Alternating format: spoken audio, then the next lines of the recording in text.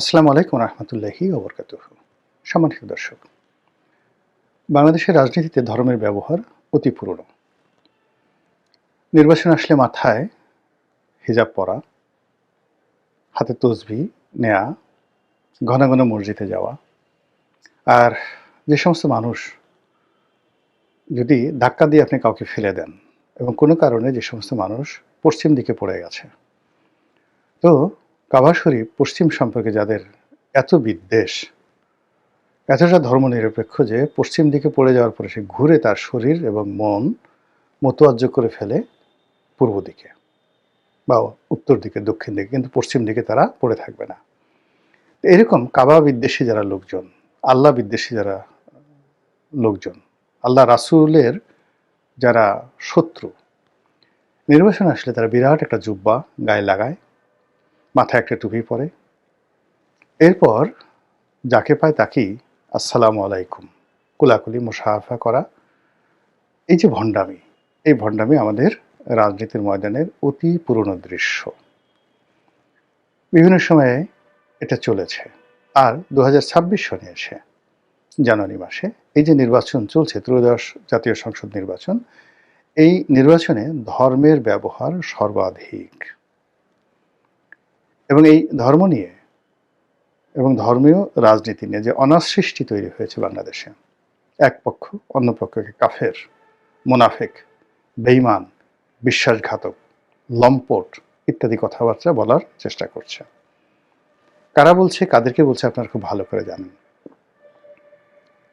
আপনারা ইতিমধ্যে জানেন যে বাংলাদেশে একটা গ্রুপ রয়েছে, মাজারপন্থী একটা গ্রুপ, বিশাল বিশাল পেট, এক একটা দেখতে মানে যাকে বলা হয় কি বলবো, হাতির মতো, চোখ ছোট ছোট, জনগণের খাবার খেয়ে এমন পেট করে ফেলছে, মানে এদের শরীরের আর পেটের যন্ত্রণা, এদের চোখ আর ঠোঁট এই দুটো দেখা যায় না।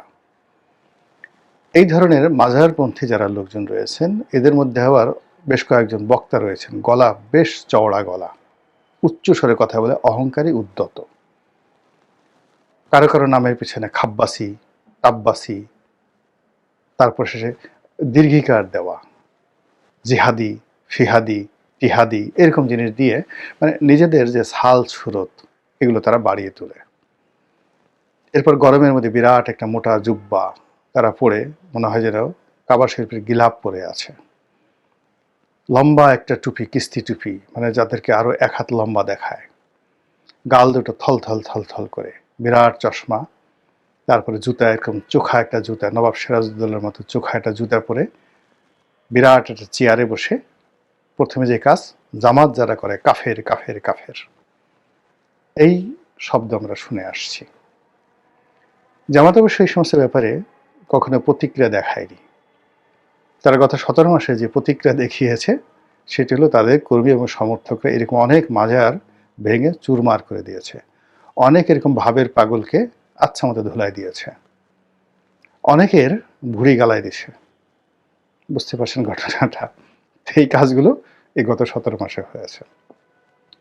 এর বাইরে বাংলাদেশে যে সকল মানে মোটামুটি রেসপেক্টেড, যাদের প্রচুর মানে আগে যাদেরকে বললাম তারা হলো ওই যে জলহস্তি, মানে যাদের কোনো রেসপেক্ট নাই, কিন্তু কতগুলো অন্ধ ভক্ত ঠক্ত নিয়ে তারা প্রতিপক্ষকে কাফের বানায়, আর কাফের বানিয়ে নিজেরা অলি আল্লাহ, গাউস কুতুব, পীর মাশায়েখ সেজে তারা ২ হাতে টাকা উপার্জন করবে। কোনো ইনকাম ট্যাক্স নাই, কোনো বৈধ আয় রোজগার নেই, কোনো হালাল নেই, হারাম নেই, টাকা দিলেই হইল, সঙ্গে সঙ্গে পকেটে ভরবে আর পেটে ভরবে, এই অবস্থা। তো এই গ্রুপটার বাইরে আর একটা গ্রুপ আছে যারা ভালো ভালো মাদ্রাসা চালান, মসজিদ চালান, ইসলামী রাজনীতি করেন, এবং তাদের একটা পারিবারিক ঐতিহ্য রয়েছে, যেমন চরমোনাই পীর সাহেব, আট্রসির পীর সাহেব। তো তাদের সঙ্গেও জামাতের একটা রাজনৈতিক মত পার্থক্য রয়েছে, যেটি স্পষ্ট এবং শালীনতার মধ্যে, মোটামুটি শালীনতার মধ্যে তারাও একে অপরের বিরুদ্ধে বিষোদ্গার করেন, কিন্তু জামাত এখানে টেকনিক্যালি কারো বিরুদ্ধে এভাবে কথা বলেন না। কিন্তু চরমোনাই বা অন্যান্য যারা লোকজন রয়েছেন তারা জামাতের ঈমান, আকীদা এগুলো নিয়ে তারা কথাবার্তা বলেন, এবং অনেক কথাগুলো আপত্তিকর বটে, কিন্তু ওই যে আগের যে কুমির শ্রেণী আছে বা আগের যে জলহস্তি গ্রুপ আছে ওদের মতো না। তো এইভাবে ধর্ম নিয়ে আমাদের দেশে বিভিন্ন সময় রাজনীতি হয়েছে।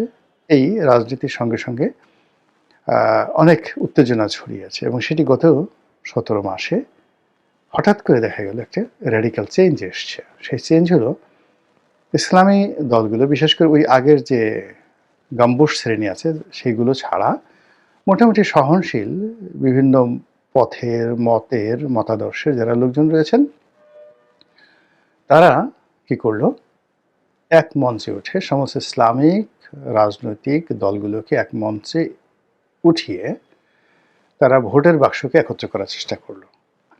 এবং আমরা যখন এরকম সকল ইসলামপন্থীদের একটা মহাসম্মিলন আমরা দেখেছিলাম সরোয়ার্দী উদ্যানে, অনুষ্ঠানটি মূলত চরমোনাই পীর সাহেবের ছিল, কিন্তু সেখানে সবাই অংশগ্রহণ করেছিল। এখানে আরও অনেকে গিয়েছিল, গণ অধিকার পরিষদে গিয়েছিল, এবি পার্টিও গিয়েছিল, এবং তখন ধরে নেওয়া হয়েছিল যে এরাই হয়তো সম্ভবত সামনে ক্ষমতায় আসবে। এবং তাদের ঐক্যকে বিএনপি ভয় পেয়েছিল, তাদের ঐক্যকে আওয়ামী লীগও ভয় পেয়েছিল, এবং ভারত তো থলথল করে কাঁপা শুরু করেছিল, কিন্তু সেই ঐক্যটা থাকেনি। সেই ঐক্যটা থাকেনি কিন্তু ওই যে এখন তারা ভিন্ন ভিন্ন প্ল্যাটফর্মে চলে গেছে। চলে যাওয়ার ফলে ওই যে ধর্মকেন্দ্রিক যে রাজনীতি এবং ধর্মকেন্দ্রিক যে ন্যারেটিভগুলো, এই ধর্মকেন্দ্রিক ন্যারেটিভগুলো এই মুহূর্তে রাজনীতিতে যারা পরস্পরের প্রতিদ্বন্দ্বী তাদের মধ্যে মানে রীতিমতো কাদা ছোঁয়াছুঁই হচ্ছে।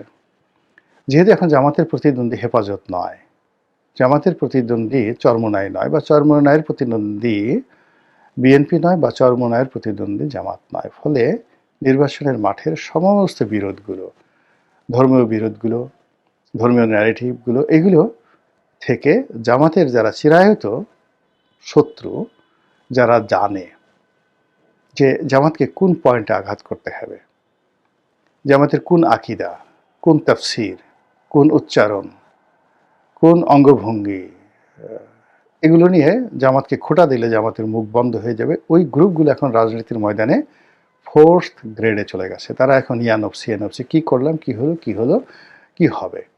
বরং জামাতের যে এখন উত্থান বা রাষ্ট্র ক্ষমতায় জামাত বসে পড়ার যে একটা গুঞ্জন চারিদিকে শোনা যাচ্ছে, এতে করে তাদের যারা প্রতিপক্ষ তারা চিন্তা করছে, ও মাই গড, যদি জামাত ক্ষমতায় আসে, আগে তো ওই যে মাজার বা বাবরি চৌলওয়ালা এদেরকে বাঁশডলা দিয়েছে, এখন জামাত যদি তাদের আকিদা নিয়ে, তাদের তৌহিদি আকিদা নিয়ে, তাদের সেই মওদুদি আকিদা নিয়ে, তাদের সিলসিলা নিয়ে, তাদের সেই যে ওহাবি সিলসিলা, অনেকে তাদেরকে দায়েসও বলে, সেই দায়েসের সিলসিলা নিয়ে যদি তারা ক্ষমতায় আসে, আমাদের তো মোটামুটি ব্যবসা বাণিজ্য, রাজনীতি, তারপরে দাওয়াত মাহফিল ঠাহফিল, এগুলো সব যে কি হবে আল্লাহই জানে। ইয়ানফসি ইয়ানফসি ইয়ানফসি লা ইলাহা ইল্লাল্লাহ,